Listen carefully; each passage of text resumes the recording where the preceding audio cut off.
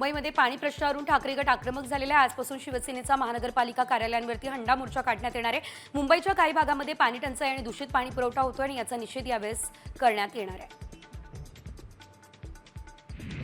मुंबई भाजप आता भाकरी फिरवण्याच्या तयारीत असल्याचं कळतंय। मुंबई अध्यक्षपदासाठी प्रवीण दरेकर आणि आमदार अमित साटम यांचं नाव चर्चेत आहे। मुंबईमधील भाजपच्या सर्व आमदारांची बैठक सुरू आहे आणि त्यामुळे आशिष शेलार यांच्या जागी नवा अध्यक्ष कोण याची उत्सुकता लागली आहे। मंत्री गिरीश महाजन यांनी आता एकनाथ खडसे आणि लेखक अनिल थत्ते यांना अब्रू नुकसानीची नोटीस पाठवलेली आहे। मंत्री गिरीश महाजन यांचे IAS महिलेसोबत संबंध असल्याचा आरोप एकनाथ खडसे यांनी अनिल थत्ते यांच्या पुस्तकांचा संदर्भ घेऊन केलेला होता। आरोप सिद्ध होत नाहीये आणि त्यामुळे बदनामी होते आणि यामुळे आता न्यायालयामध्ये कायदेशीर लढा देणार असं गिरीश महाजन यांनी सांगितलंय।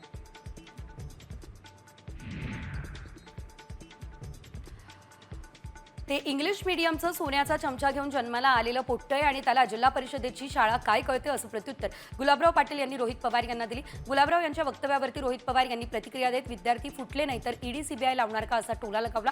त्यावर गुलाबराव पाटील यांनी आता संताप व्यक्त केलेला आहे।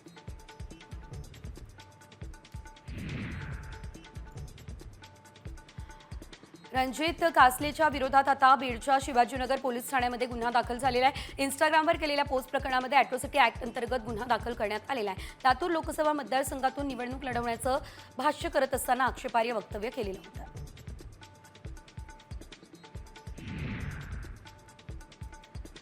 सरपंच संतोष देशमुख हत्या प्रकरणातील मुख्य आरोपी वाल्मिक कराड याचा एन्काउंटर करण्याची ऑफर मला मिळाली होती असा दावा बीडचे निलंबित पोलीस अधिकारी रणजित कासले यांनी केलेला आहे। वाल्मिक कराडच्या बोगस एन्काउंटरसाठी आपल्याला 5 ते 10 कोटींपासून 50 कोटींची ऑफरही होती असं देखील कासलेंनी म्हटलं।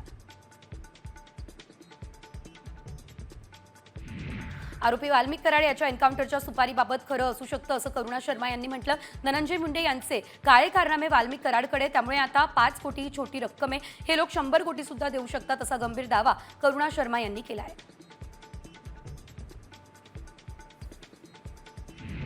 सामाजिक कार्यकर्त्या अंजली दमानिया यांनी कासले यांच्यावर टीका केली आहे। कासले हा माणूस अतिशय विक्षिप्त माणूस आहे। हा माणूस सायबर विभागामध्ये आणि सायबर विभागातील अधिकाऱ्याला कधीच कुणी एन्काउंटर करायला सांगत नाही, फक्त प्रसिद्धीसाठी हे काही केलं जातंय अशी टीका दमानिया यांनी केली आहे।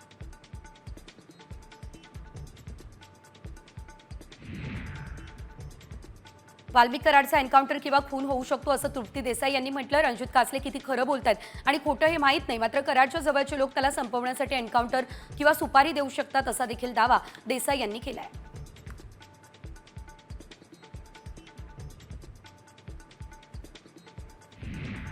ठाकरे गटाचे नेते चंद्रकांत खैरे यांनी शिंदे गटाचे खासदार संदीपान भुमरे यांच्यावरती गंभीर आरोप केले। लोकसभेच्या निवडणुकीमध्ये भुमरेंनी 120 कोटी वाटले, लोकांना दारू पाजून ते निवडून आले असा गंभीर आरोप खैरेंनी केला आहे।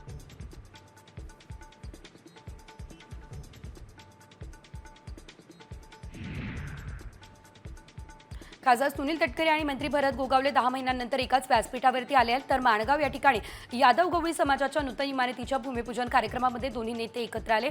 यावेळेस दोघांमध्ये चांगली जुगलबंदीही रंगली।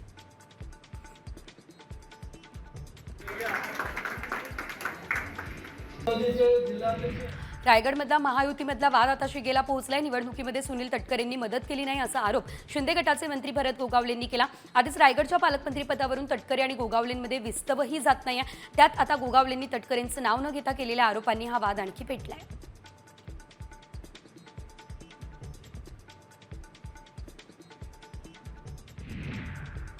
केंद्रीय मंत्री नितीन गडकरी यांनी मोठी घोषणा केलेली आहे। टोलबाबत मी येत्या 15 दिवसांमध्ये पॉलिसी आणणार आहे, त्यामुळे तुम्हाला तक्रार राहणार नाही असं गडकरी म्हणाले।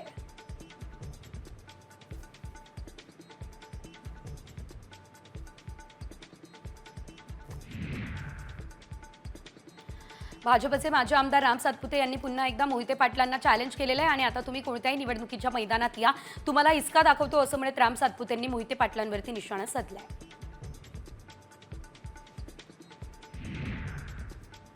मंत्री जयकुमार गोरे यांनी नाव न घेता आता शरद पवार यांच्यावर आरोपांचा भडीमार केला। 2009च्या विजयानंतर आपल्या विरोधात खोटा गुन्हा दाखल करण्यात आला असा आरोप जयकुमार गोरे यांनी केला आहे।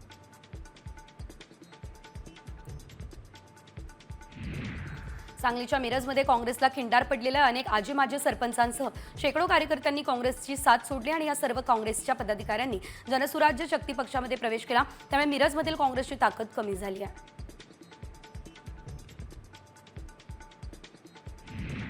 रोहा तालुका प्रमुख समीर शेडगे यांनी देखील उद्धव बाळासाहेब ठाकरे पक्षाला रामराम ठोकलाय। समीर शेडगे यांनी आता सुनील तटकरे यांच्या उपस्थितीमध्ये राष्ट्रवादी काँग्रेसमध्ये प्रवेश केला, त्यामुळे कधी काळी कोकणात एक हाती वर्चस्व असलेले ठाकरे बॅकफुटवर आलेत।